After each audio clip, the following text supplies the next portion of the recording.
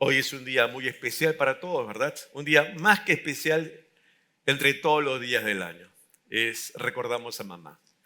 Y queremos dar también la cordial bienvenida a todas las mamis. Y hoy no vamos a tratar un sermón sobre la mamá, porque para mamá son todos los días.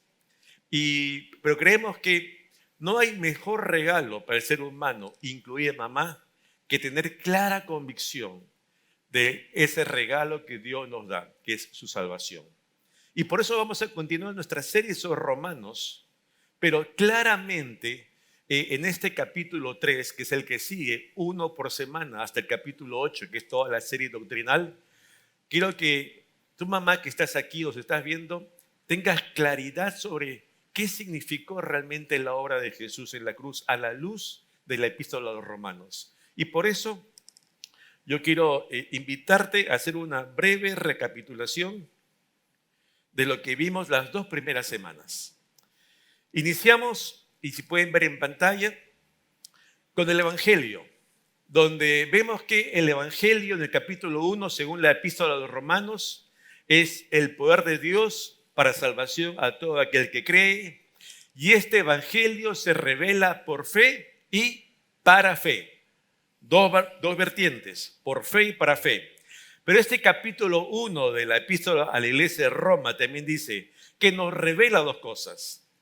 Nos revela la justicia de Dios y del otro lado nos revela la ira de Dios. Porque todo el mundo piensa que solamente Dios es amor y se acabó el asunto. No, la epístola de los Romanos nos dice esto. Nos revela que hay una justicia de Dios y una ira de Dios también. Entrando al capítulo 2, terminando el capítulo 1 y el capítulo 2, Pablo, guiado por el Señor, nos presenta a 3 tipos de hombres, 3 clases de hombres. ¿Cuáles son?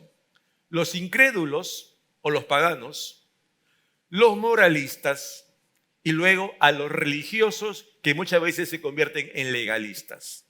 Ya hace una descripción de cada uno de ellos y se vio la semana pasada. Y es después de todo esto que ahora entramos al capítulo 3 que veremos el día de hoy, donde se describe la universalidad de la condición del ser humano, pero no desde mi perspectiva personal, no desde tu criterio, ni el criterio de Pablo, sino bajo la lupa y el escrutinio de Dios mismo, que habla a través del Espíritu Santo y le guía al apóstol Pablo a decirnos, bueno, yo así veo a la humanidad. Entonces, Pablo comienza a escribir aquí, verso 9, capítulo 3. Recordemos el contexto es el capítulo 3 de Romanos. Dice allí, ¿qué pues? ¿Somos nosotros mejores que ellos? En ninguna manera, pues ya hemos acusado a judíos y gentiles que todos estamos bajo pecado. Recordemos, Pablo aquí está haciendo una mención ¿a quién? A judíos y a gentiles. Pero ¿a quién le está escribiendo? A creyentes, a la iglesia que está en la ciudad de Roma. ¿Ok? Y allí hay judíos conversos al cristianismo y hay gentiles, los no judíos, conversos al cristianismo.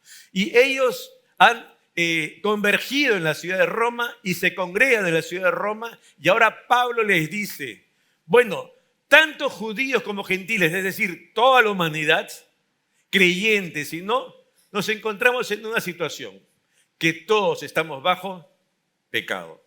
Y es entonces que es una aseveración, por cierto, esta última contundente. Y es interesante que esta palabra todos en el original es paz. Y dice allí el significado. Cuando se refiere a todos, es esa indicación. Cada uno de los que estamos aquí, uno por uno, nombre por nombre, arriba y abajo, los que nos ven en las redes, todos, eso es, cualquiera de los que pudieran ser nombrados aquí, que hace la universalidad de los que están aquí presentes físicamente y los que no en la humanidad entera, todos nos encontramos en una condición permanente, sostenida, mantenida, dice el Señor, bajo una condición de pecado. Aquí vivimos todos bajo esta condición. Y entonces llega a una conclusión. La primera de 2 puntos en esta mañana. Que el ser humano considerando el capítulo 1 y capítulo 2, ahora empezando el capítulo 3, que el ser humano no es justo, el ser humano no es justo a los ojos de Dios. Ahora, Pablo, pues el Señor, fundamenta esta sentencia divina básicamente con una exposición genérica de algunas citas ya dadas con antelación en el Antiguo Testamento, y por eso va a referir una serie de salmos y de citas de profetas. Es decir, va a evidenciar lo que en algún momento un siervo dijo, que el ser humano no puede decir es que somos buenos y que en alguna ocasión hacemos cosas malas, sino que la realidad dice que somos malos y que en alguna ocasión hacemos cosas buenas. Y esto en la doctrina se conoce como la doctrina de la depravación total. Y entonces nos muestra allí con una serie de referencias bíblicas lo que está exponiendo acá Dios a través del apóstol Pablo. Y entonces empieza diciendo, bueno, Romanos 3:10 y los versos que siguen. ¿Qué está diciendo aquí Pablo? Ojo, lo que yo les estoy escribiendo ahora, estamos en el primer siglo, no es algo nuevo. Ustedes que me están leyendo, porque recordemos es una carta, ustedes que me están leyendo, esto que les estoy escribiendo no es algo novedoso, es algo que ya el pueblo de Dios ha tomado conocimiento años antes. Y por eso ya está en los salmos, y yo voy a hacer referencia de aquellas acotaciones de Dios a su pueblo una vez más, ahora en este siglo primero. Y entonces trae referencias de antaño al presente para que aquellos judíos conversos que ya sabían de esto lo recuerden, y aquellos gentiles que no conocían lo aprendan. Y entonces comienza Pablo diciendo, para fundamentar todo este colofón del capítulo 1 y 2, diciendo Romanos 3:10. Como está escrito, ¿te das cuenta? Haciendo referencia al antiguo. Como está escrito, no hay justo ni aún uno. Empieza diciendo ello. ¿Cómo entender esto? No hay quien de manera sostenida, en lo original puede haber una persona que viva en una equidad permanente, que es un tema más que una persona justa, una persona que se identifique como algo correcto, tengo mis cosillas, pero soy una persona buena. No, aquí en el fondo lo que Dios está haciendo es un escrutinio particular del ser humano y ver si en verdad entre todos sus pensamientos, las intenciones de su corazón, las intenciones de su voluntad y sus hechos mismos, como las omisiones, está libre de culpa total. Y lo cierto es que no hay nadie, ni aún uno solo, que pueda ser declarado inocente en alguna falta. Y por ello, si ninguno es inocente, todos somos culpables. Y ese es como nos ve Dios. Por un tema de tiempo no voy a poder hacer referencia de todos los versículos, pero voy a hacer referencia de algunos que me pareció pertinente y en algunos incluso un poco resumidos, ¿ok? Salmo 14 dice el necio en su corazón, no hay Dios. Hacen obras abominables. El Señor miró desde los cielos para ver si había algún entendido que buscara a Dios, y todos se desviaron. Cuando habla de necio aquí en original se refiere a una persona que es insensata. Alguien que desde su interior, donde emergen justamente sus pensamientos, sus criterios, sus sentimientos, su voluntad, sus emociones, ha definido intelectualmente, ¿saben qué? Dios no existe. Para esa persona, Dios no existe. Hay una carencia de Dios en el mundo. Y entonces vive como tal. Porque no tiene parámetros ni morales ni religiosos de ningún tipo. Y entonces él puede dar rienda suelta a sus deseos y a sus pasiones. En este marco es un hombre que vive con las consecuencias de esas decisiones. Y entonces, bajo esos conceptos, él puede cometer cualquier hecho, incluido abominaciones, al punto que, aquí dice en este pasaje, figurativamente, Dios como que se asoma, porque dice Dios mira, ¿no? Dios miró. Es como que se asoma. Tal vez alguna vez has estado en casa, sea casa o tu edificio, han tocado el timbre y tú sabes a ver quién es, ¿no? Sales por la ventana, a ver quién es. Hacen bulla, a ver quién está haciendo bulla, ¿no? Y esa es la figura que presenta acá el apóstol Pablo.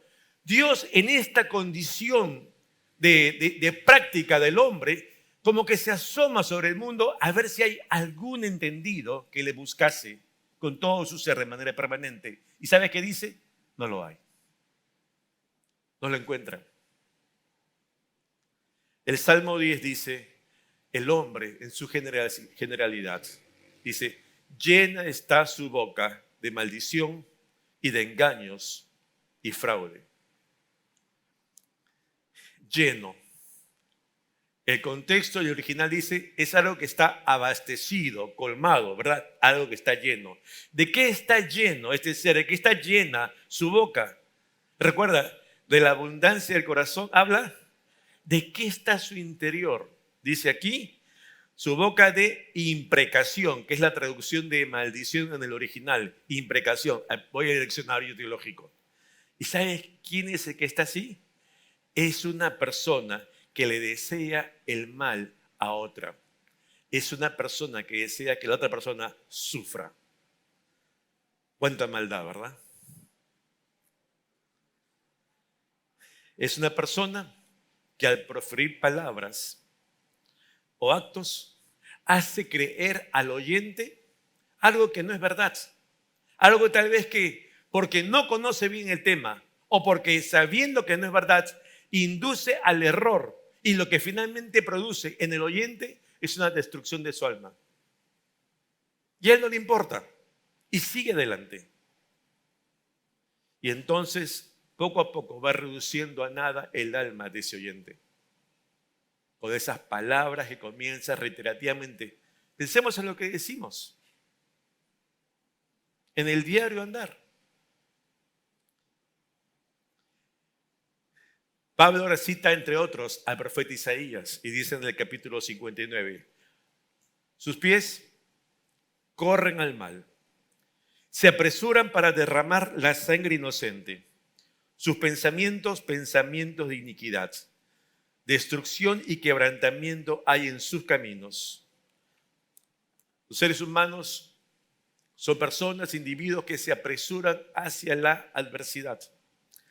Son personas que están prontos incluso, sin ningún escrúpulo, a llegar al punto de derramar la sangre del prójimo.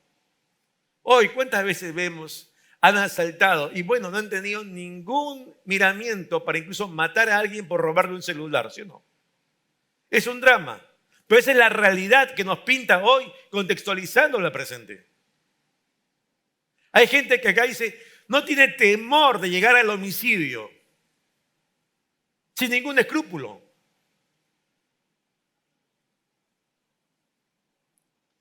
Cuyos designios, dice aquí, las intenciones de su corazón son adversidad y que se van a evidenciar luego en sus propias vidas, por ruina y destrucción de sus propios caminos, de sus propias sendas, porque eso es lo que van construyendo con sus propias decisiones día tras día.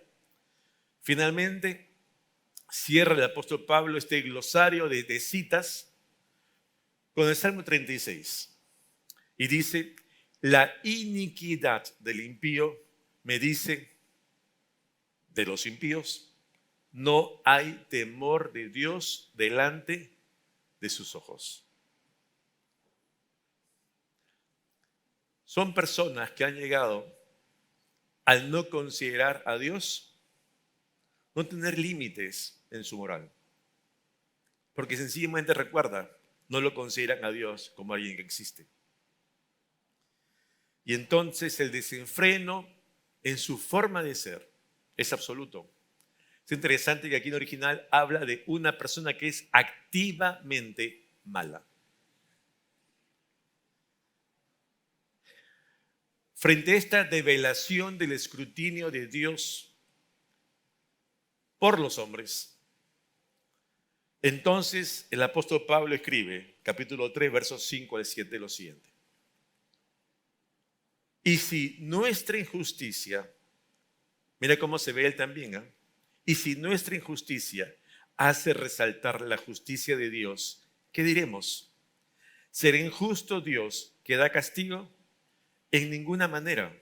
De otro modo, ¿cómo juzgaría Dios al mundo? Esta, diríamos, descripción dantesca de cómo ve Dios a los hombres, que creó a su imagen y semejanza, bueno, hace ver que ante su justicia estamos perdidos. Y entonces, como cita el capítulo 1 de Romanos, nos afirma ahora debajo de su ira, de su ira. Y entonces, recordemos, no seremos absueltos delante de Dios a causa de nuestra propia condición, nuestros propios pecados personales. Y eso hay que tenerlo presente. Y la solución, aunque el hombre busque tratar de lograrlo por ser moralista, por tratar de hacer buenas obras, mira, me he portado bien, hago estas cosas, y de esta manera puedo satisfacer la justicia de Dios tal vez en alguna manera. Fíjate lo que cita el profeta Isaías, un siervo de Dios, del pueblo escogido de Dios Israel, hablando, identificándose él, identificando a la nación. Capítulo 64. Dice, en los pecados hemos perseverado por largo tiempo. ¿Podremos acaso ser salvos? Si bien todos nosotros, ¿cómo se identifica? Somos como suciedad y todas nuestras justicias como trapo de inmundicia. Y caímos todos nosotros como la hoja y nuestras maldades nos llevaron como viento. Nadie hay que invoque tu nombre, que se despierte para apoyarse en ti. Por lo cual, escondiste de nosotros tu rostro y nos dejaste marchitar en poder de nuestras maldades. ¿Cuántas referencias a lo que ya está escribiendo Pablo en el capítulo 3, verdad? Pero esto último, nos dejaste, nos abandonaste a nuestra suerte.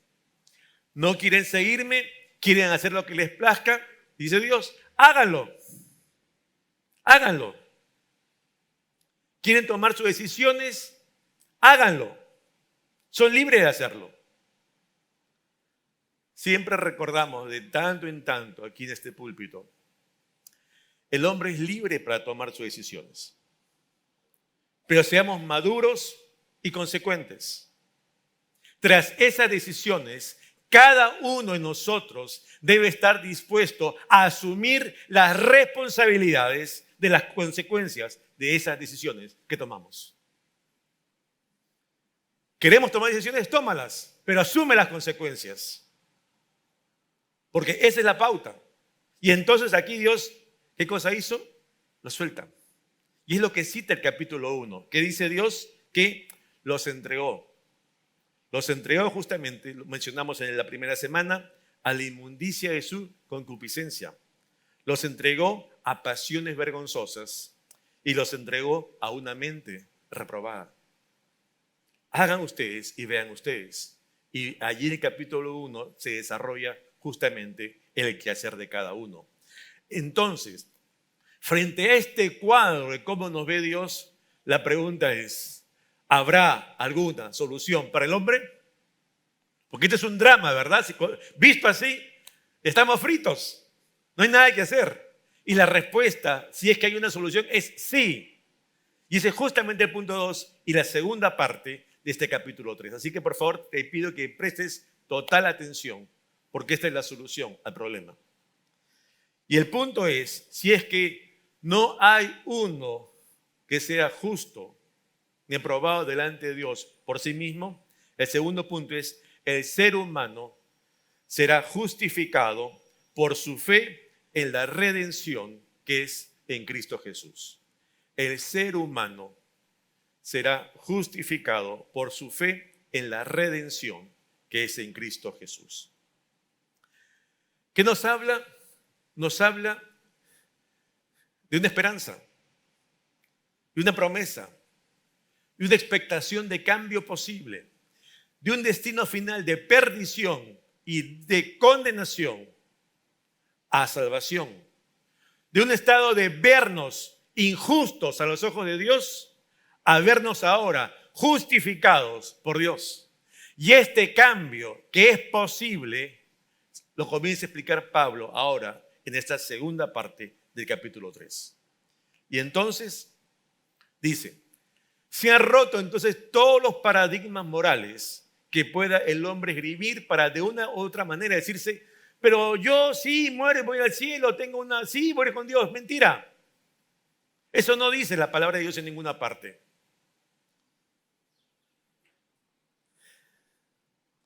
Y para entender la salvación de Dios, tengamos un poquito la óptica de los rabinos judíos, cómo veían la historia.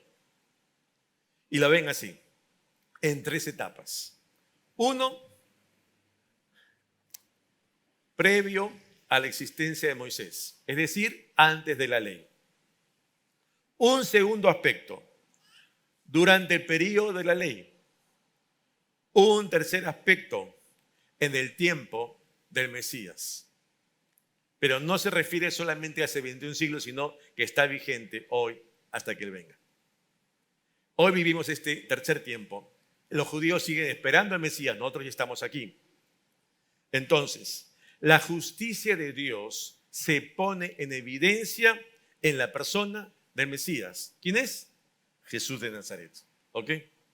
Ahora, para entender la justicia de Dios hay que entender también un poco de lo previsto en la ley. O sea, hay que imbuirnos, hay que conocer un poquito del sistema levítico, cómo se accedía al perdón. Y por eso ahora Pablo va a citar por lo menos 2 temas importantes que necesitamos comprender bien para entender bien lo que es la salvación y cómo opera esto en favor del hombre. Dos palabras claves que quiero, por favor, que presten mucha atención y las aprendas. Redención y propiciación. ¿Ok? Redención y propiciación, que están citados aquí en este capítulo 3.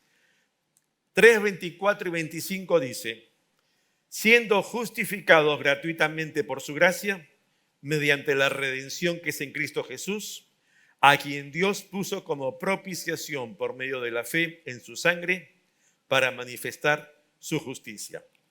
A ver, de manera general, recordemos una vez más, Pablo le está escribiendo ¿a quién? A creyentes que están en la ciudad de Roma. Todos creyentes, quien escribe y los receptores de la carta. ¿Y qué está diciendo? Siendo, ¿qué cosa? Justificados. ¿Quiénes? Él y ellos. Los creyentes están siendo justificados por algún merecimiento, por alguna obra que hayan realizado. No, ¿qué dice? Siendo justificados gratuitamente, por gracia. Es algo que no merecen, pero que reciben. Es algo que ellos no hicieron algo para merecer, perdóname la repetición de la palabra, pero que reciben de todas maneras en su vida. Y entonces dice, mediante la redención que es en Cristo Jesús. Es decir, para alcanzar esta justificación que de gracia recibe el hombre, hay un medio. ¿Cuál es el medio? La operación de la redención que se realiza por medio de Jesucristo. Ajá. Dice, ya este Jesucristo, el Padre, dice, lo puso como propiciación por medio de la fe en su sangre. Vamos a explicar más adelante qué es propiciación. ¿Ok? Entonces, y de esta manera, ¿qué se entiende? Cómo opera la justicia de Dios, que fue violentada por nuestros pecados y que nos hace ver injustos para ahora poder ser justificados. Vamos a entrar en algunos detalles. Redención, la primera palabra. La redención tiene que ver con la liberación, en este contexto, de un esclavo, la libertad. ¿Ok? La segunda palabra, propiciación. Propiciación está relacionado con el propiciatorio. El propiciatorio es una tapa que está allí en el arca del pacto. Vamos a explicarlo también más adelante. Pero son 2 palabras trascendentales e importantes para entender esto. ¿Qué quiere decirnos Dios por intermedio de Pablo hoy al escribir esta carta? Ayer, en el siglo I, a la iglesia de Roma y para nosotros también en este tiempo. Al hablar de redención, Lo que está hablando es, ¿sabes qué? El hombre está esclavo. Está esclavo del pecado, vive permanentemente bajo el pecado. Ese yugo que no le permite ser libre, tomar decisiones y vivir conscientemente que está de cara a Dios y que todos sus pensamientos, sus decisiones, sus hechos tienen que ir acorde a Él, sino que el hombre se deja guiar por sus pasiones, por sus intereses. Y entonces, ese hombre que está bajo el poder del pecado necesita ser ¿qué? Redimido. Necesita ser liberado. Como un esclavo que no tiene derechos, necesita ser libre. El hombre, el ser humano, también necesita ser libre de ese yugo del pecado en el cual vive. El tema es que la libertad no se adquiere por el cumplimiento de la ley, no se adquiere por realizar buenas obras, sino solamente se adquiere por fe en Cristo Jesús. Para obtener la liberación o la redención de un esclavo, había que pagar un precio. Hay un pago para tener liberación.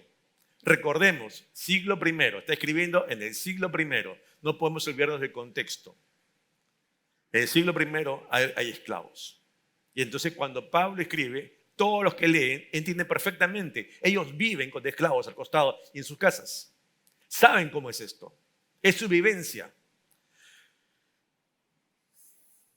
Un esclavo, allí en la antigüedad, incluso en el latín, es la palabra res. ¿Vaca? ¿Una res? Ok. ¿Qué significa cosa? Es un bien. El esclavo de la antigüedad no era considerado una persona, era un bien, una mercancía. Por eso se compraba, habían mercado de esclavos. Tú vas a la tienda y quieres comprar tomate, ahora acá quiero comprar este otro mercado, compro un esclavo. No era considerado un ser humano. Por eso era esclavo. No tengo derechos, no tengo libertad. Habían esclavos que por su condición y utilidad para el Señor podían costar mucho. Incluso habían los famosos gladiadores, ¿verdad? Que costaban mucho dinero porque eran rentables después para sus dueños, pero eran esclavos aquellos que iban allí al Coliseo.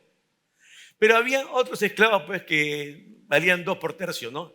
Estuerto, cojo, algún problema físico, se le cayó la muela, tiene problemas. Entonces, este no vale nada, ya te doy un ripio. ¿Ya cuánto?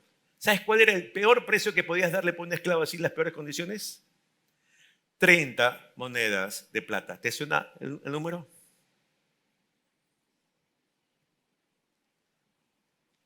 Cuando los sacerdotes judíos ven aquí a Judas, no es un precio así maravilloso que le digan, bueno, para comprarlo, mira, ese desprecio hasta el propio Judas.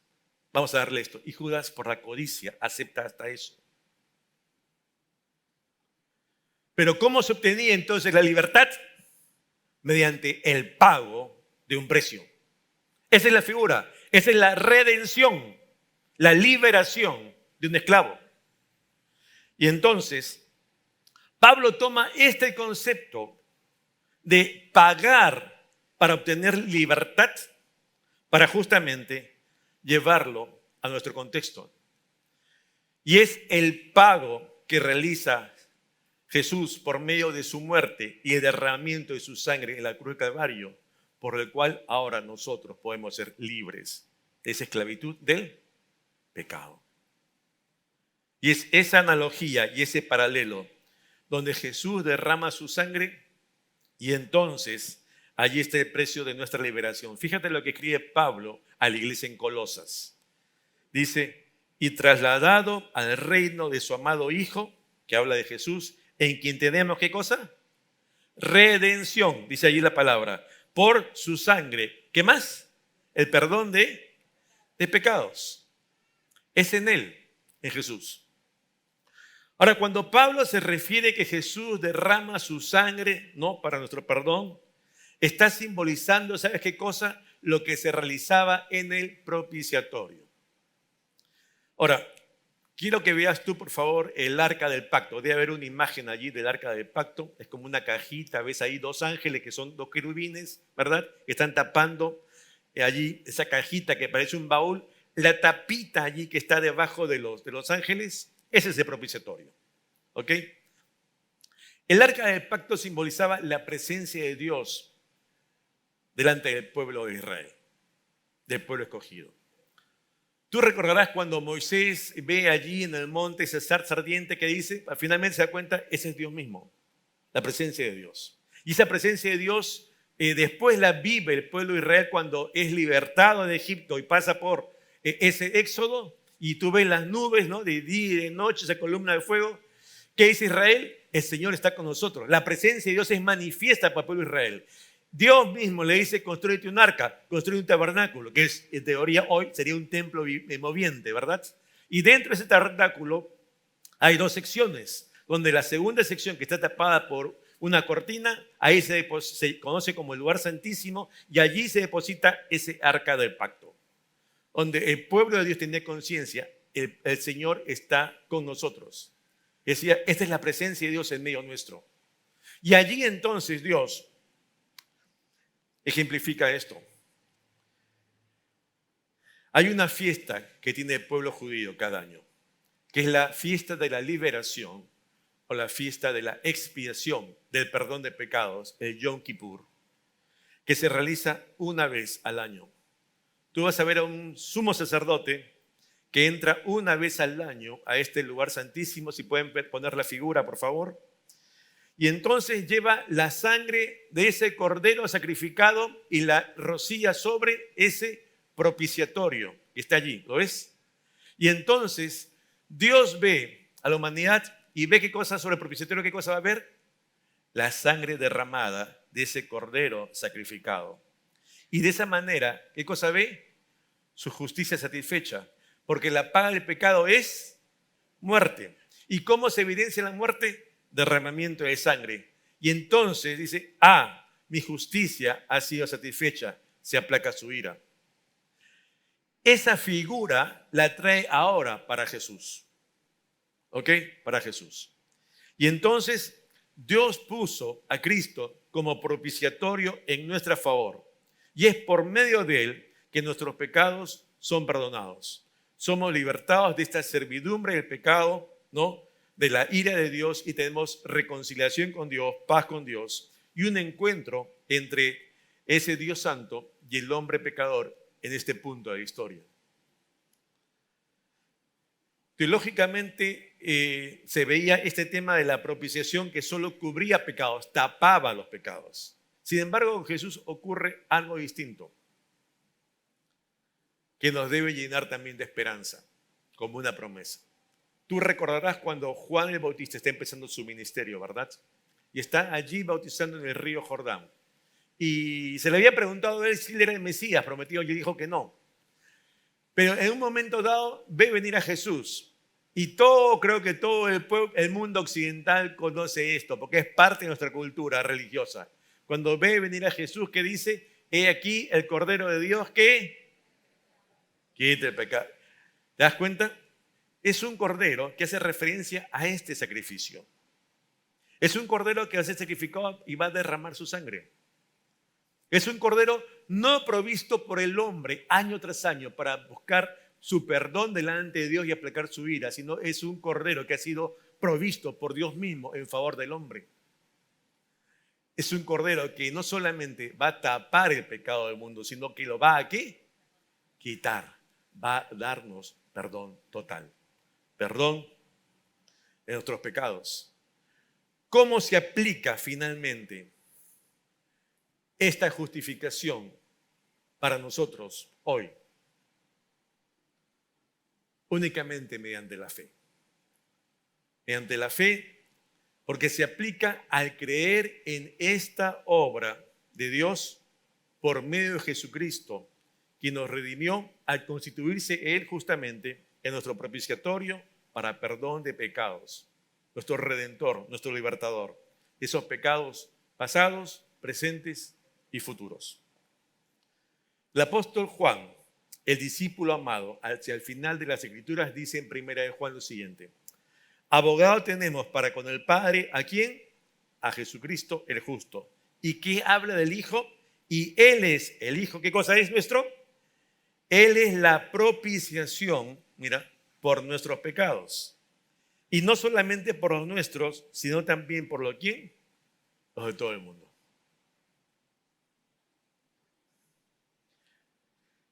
Habiendo sido destituidos de la gloria de Dios, como también lo cita Pablo en este capítulo, dice que ahora somos justificados gratuitamente por la obra de Jesucristo hecha en la cruz en favor nuestro. Pero hay una condición. ¿Qué dice? A los que creemos. Es para todos, pero se aplica finalmente y únicamente y exclusivamente a los que creen. Por eso es que la justicia de Dios se imputa al hombre. No es que el hombre sea justo, porque el hombre es injusto, pero es la justicia de Dios que se imputa al hombre, la justicia de Cristo. Y entonces el hombre no es que sea justo, sino es justificado por la obra de Cristo y se aplica en favor de él. Y entonces, por eso Pablo culmina este capítulo 3 diciendo lo siguiente, 3:28 al 30. Concluimos pues que el hombre es justificado por medio de ¿qué? Por fe, sin las obras de la ley. Y él justificará, ¿por qué? ¿Por qué medio? Por la fe a los de la circuncisión, que son los judíos, y por medio de la fe, ¿a quiénes?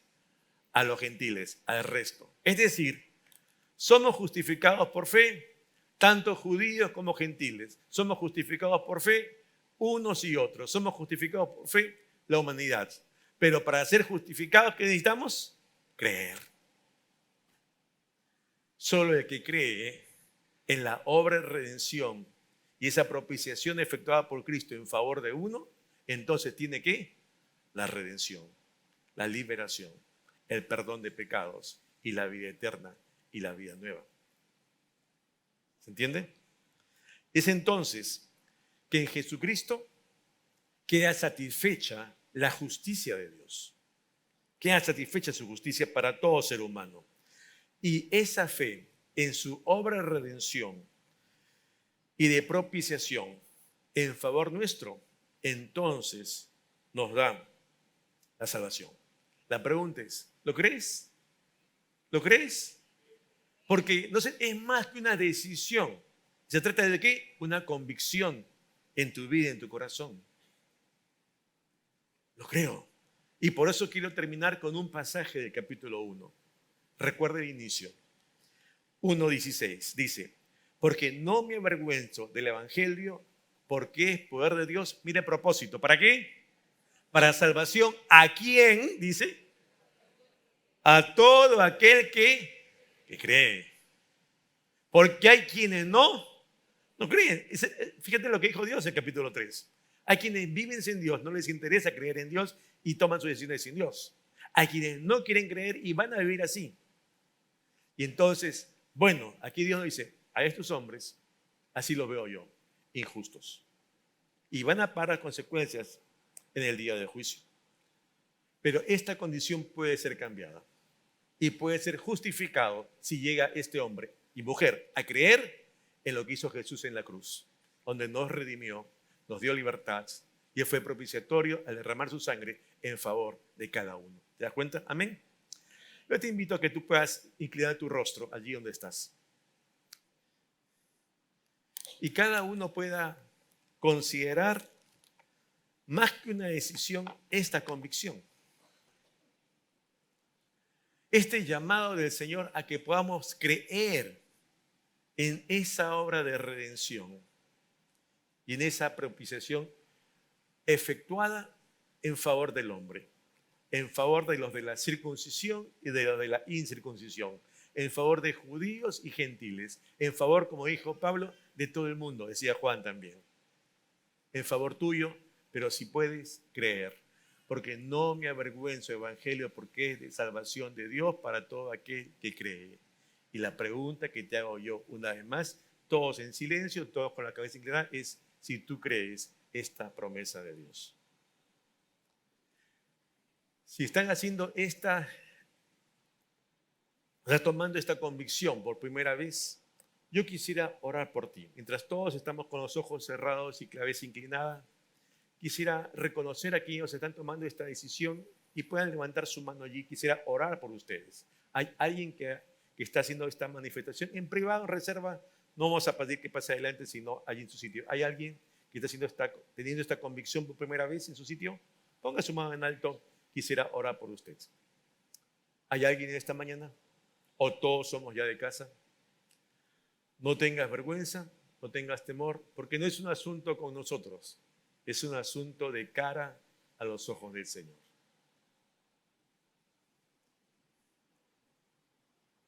Cada uno tiene que llegar a esta convicción. O creo, y entonces luego vivo siendo consecuente con esta vida de fe. O no creo, y sigo viviendo bajo mi estilo de vida. Y cada quien tendrá un destino diferente, un destino final. Y tú lo sabes hoy. Y cada uno asumirá su consecuencia. Vamos a orar. Padre, bueno, te damos gracias por tu palabra, que nos recuerda tu obra preciosa de redención en favor nuestro, que no hicimos nada para merecerla, que todo fue, Señor, un regalo tuyo, justificados por medio de la fe, una gracia inmerecida que nos alcanza. Y Padre, yo te ruego hoy, Señor, por todos mis hermanos aquí que tienen esta misma convicción, para que tú, Señor, no solamente nos hagas entender intelectualmente este hecho, sino que nos ayudes por medio de tu Espíritu Santo a vivir consecuentemente con esta fe. Que podamos vivir en santidad, que podamos vivir, Señor, acorde a tus principios, a tu palabra, a tu voluntad. Que sea tu reino que busquemos y que pensemos en extender antes que nuestros reinos. Que seas tú la prioridad en nuestras vidas antes que nosotros mismos. Que seas tú, Señor, lo primero y último. Y por eso nos postramos y rendimos nuestras vidas a ti. Te damos a ti todo el honor y toda la gloria, porque si hoy incluso estamos con vida y aquí, es por tu sola gracia, porque solo a ti te ha placido esto, en tenernos con vida hasta hoy. Cumple tus propósitos en cada uno de los presentes y llévanos al conocimiento de tu perfecta voluntad para gozarnos en ella también. A ti sea todo el honor y la gloria por los siglos de los siglos. Amén. Dios le bendiga, iglesia.